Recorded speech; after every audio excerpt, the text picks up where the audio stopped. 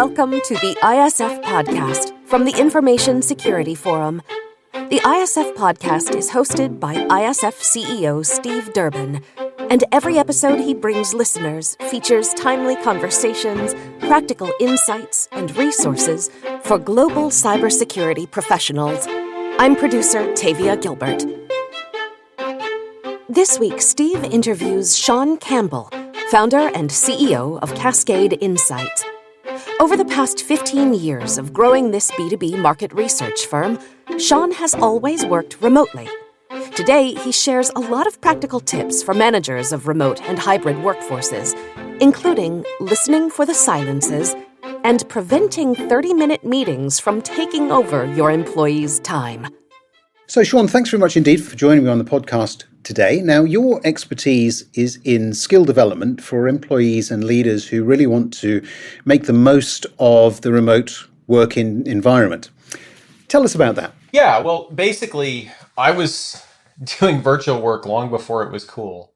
I think the internet was barely able to handle virtual work when I started. So I was owning a virtual company in 1999. So the fastest internet technology at that time was DSL, and it wasn't that fast. And so, there was already some just basic issues in just trying to get people to even communicate effectively. We didn't even have the tool set. And I've also worked with clients virtually for that long that, I'm always a little uncomfortable when I say these things because it's not about me, but it's about just like setting context. Like, I was working with companies like Microsoft virtually then, or Intel. These were not small organizations either, right? And this was if you go that far back, this was in the era where it was almost seen as a demerit if you were working virtually. I remember plenty of people saying literally to my face, well, you guys must not be big enough to have an office. And my retort was, I said it with a smile on my face so people would get it. I said, well, I can make you pay for it. It's not like someone's paying for the office. It's going to be you, right, at the end of the day.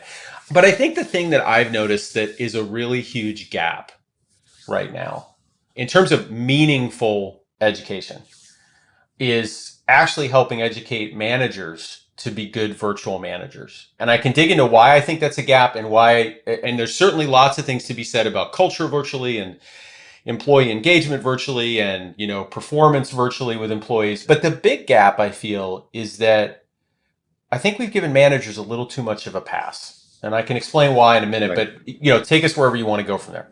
No, I think that's a good place to start because that is certainly one of the things that I hear a lot. People are almost sort of breathing a sigh of relief, that the pandemic is over. We no longer have to manage people remotely. We can get them all back to where we can actually see them, touch them, feel them, all that kind of thing.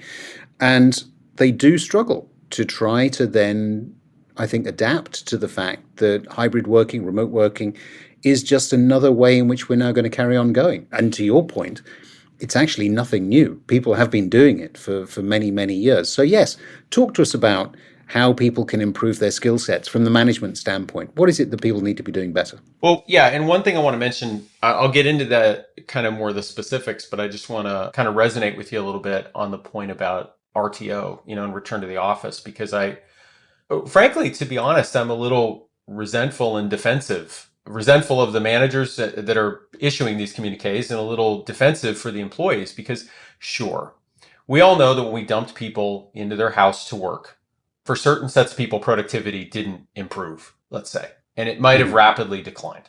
I've said for years the distance between your home office and the kitchen is too short.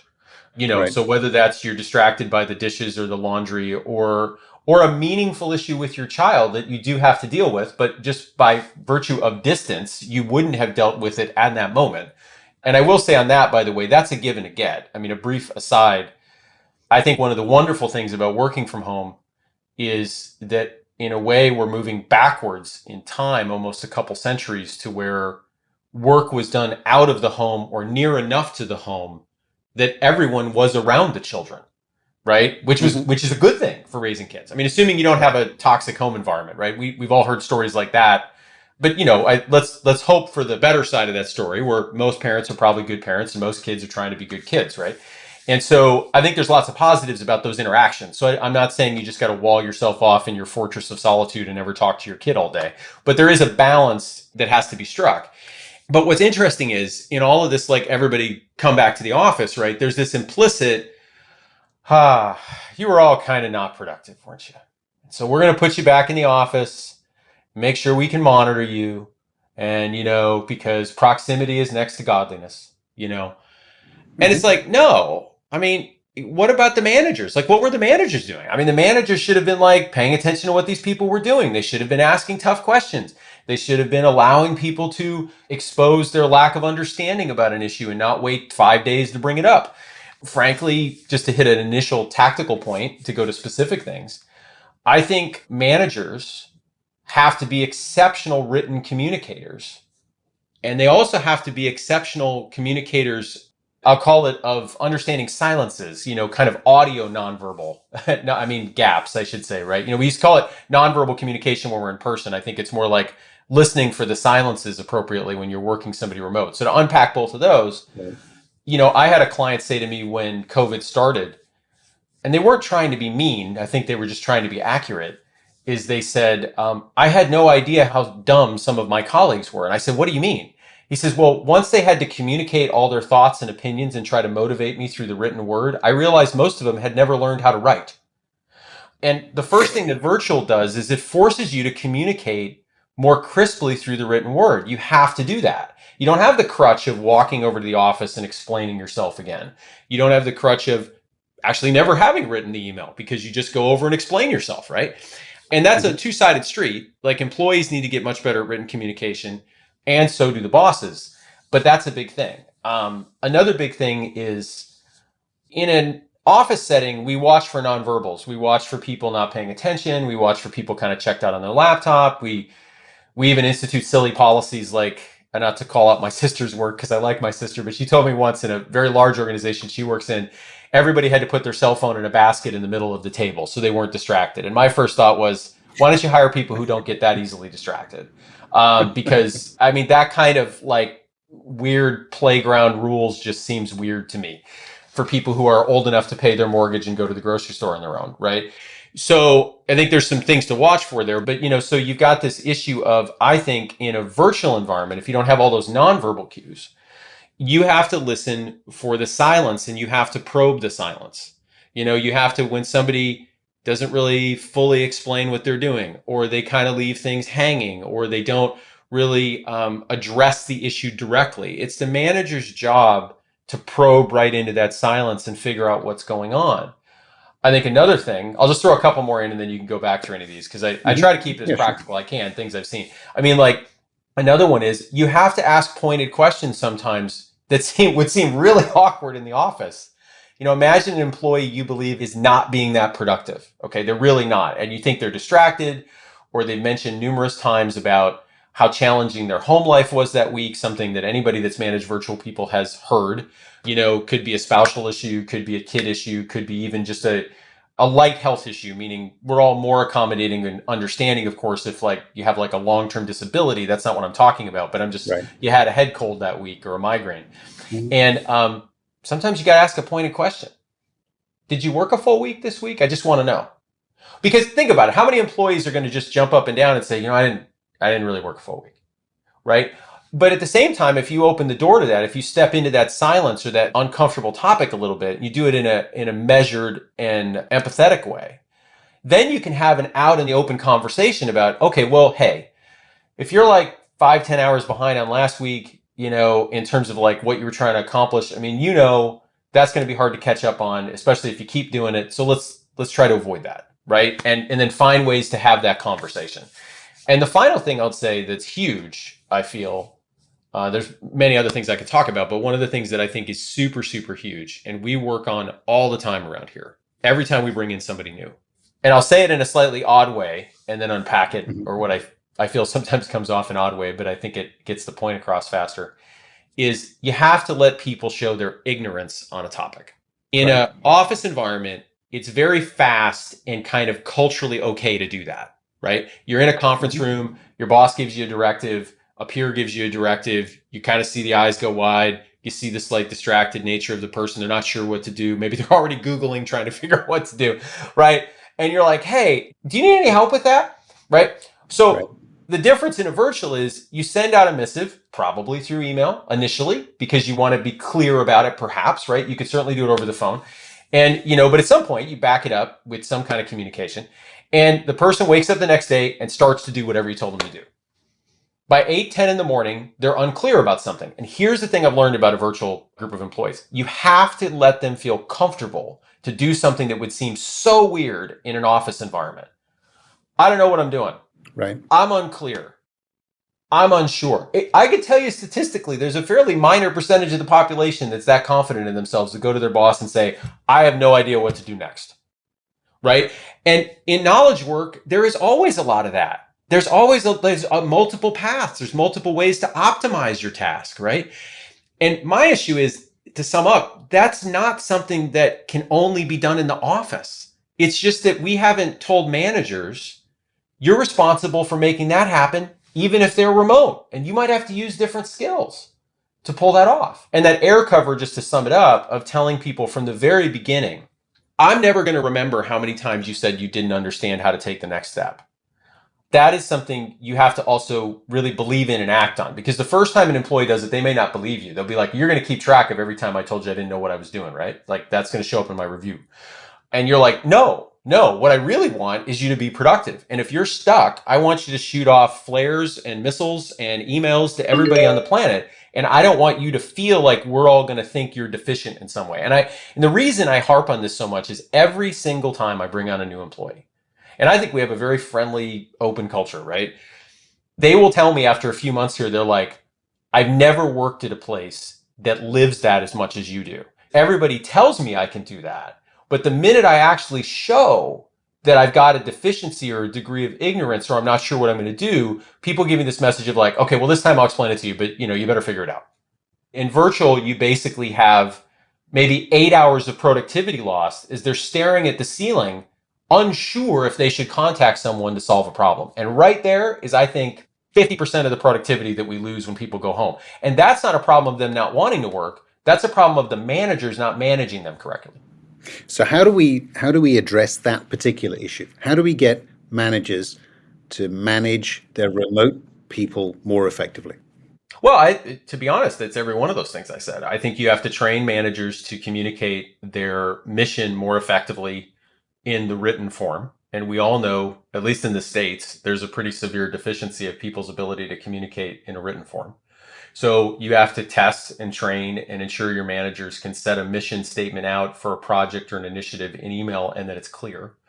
I think you have to be sure that your managers are allowing for people to say, I don't necessarily keep track of how many times you call me up out of the blue. I mean, think about like a practical thing. Like, here's a test. Has an employee ever called you out of the blue while working with them virtually? Called you or messaged you or texted you and said, minutes after you talk to them, I'm unclear about a next step. We all know that's actually does happen in real life, right? Because if you're in a conference room, you give a mission and somebody says, well, wait a minute, I've got one more question, right?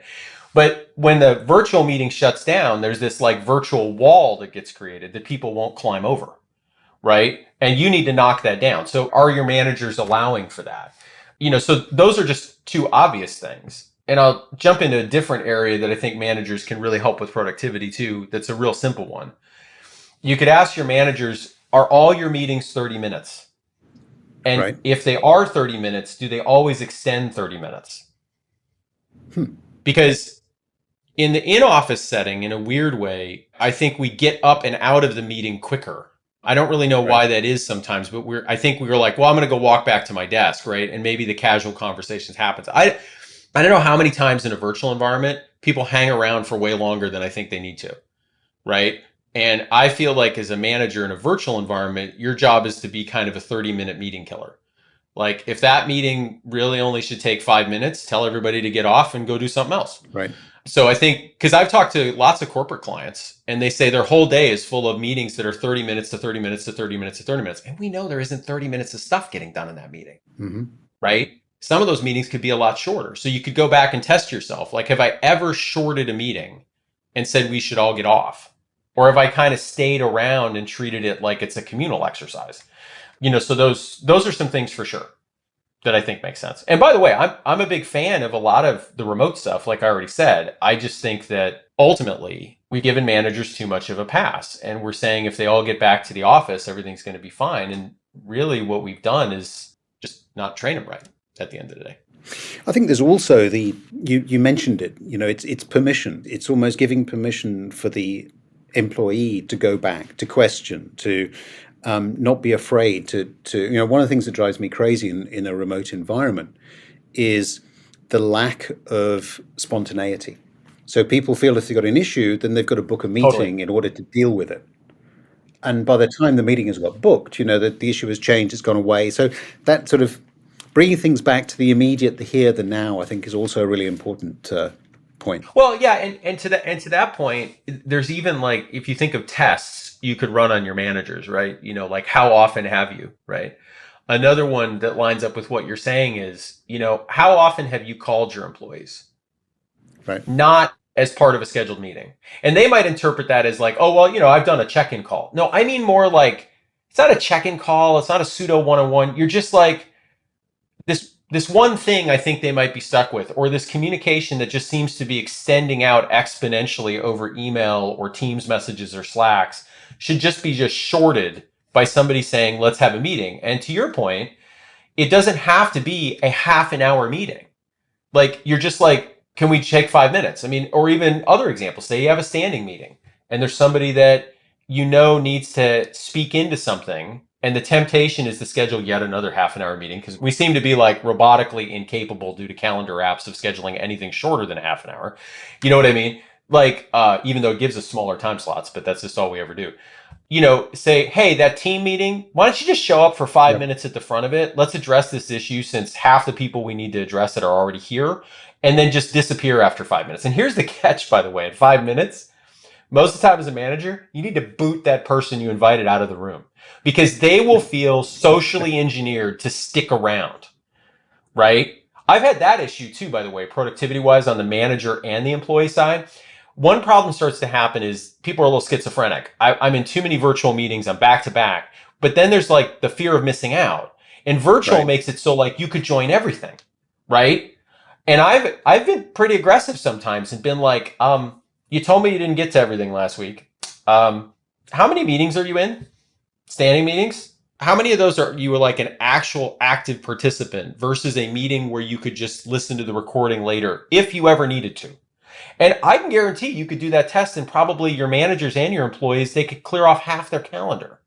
And and the reality is some of us are better multitaskers than others, but you're always going to lose a bit of IQ points while you're listening to a bunch of people talk and trying to answer your email. And, it's one thing to listen to Spotify or a podcast. It's a whole other thing to like half listen to a bunch of people talk, right? Not only is it some of the least interesting background audio you could have to do work. I mean, I'd rather go listen to something on Spotify. If you're not really going to contribute, get out of the meeting and go be productive. But people need to feel the license to do that, to bail 5 minutes in. And sometimes as a manager, you need to boot them out of the plane, right? And that's another test. Have you ever shrunk a meeting while it was happening? Like, have you ever looked at a meeting that started out with 10 people and as you noticed that 4 or 5 people really weren't going to contribute to the subsequent topics, you said, hey, get out of here. And that's one of the benefits of virtual, right? That would be kind of weird to do in person, right? Just because of the physics of the room, right? Like maybe those people are toward the front or toward the back or they're by the donuts and they got to walk past everybody or who knows what. But in a virtual, you're just like, bye, see ya, doing you a favor. Go back and unbold your inbox, right? But I rarely see people do this, right? Because I think we're so socially engineered to just let it flow. And I think we've got to be a little more, I don't want to say aggressive, but a little more direct in those scenarios.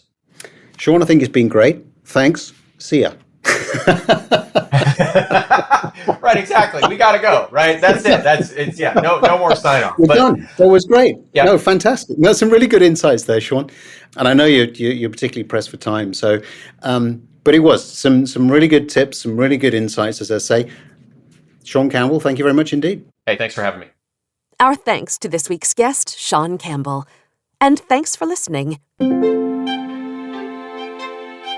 We'll be back with a new episode next week.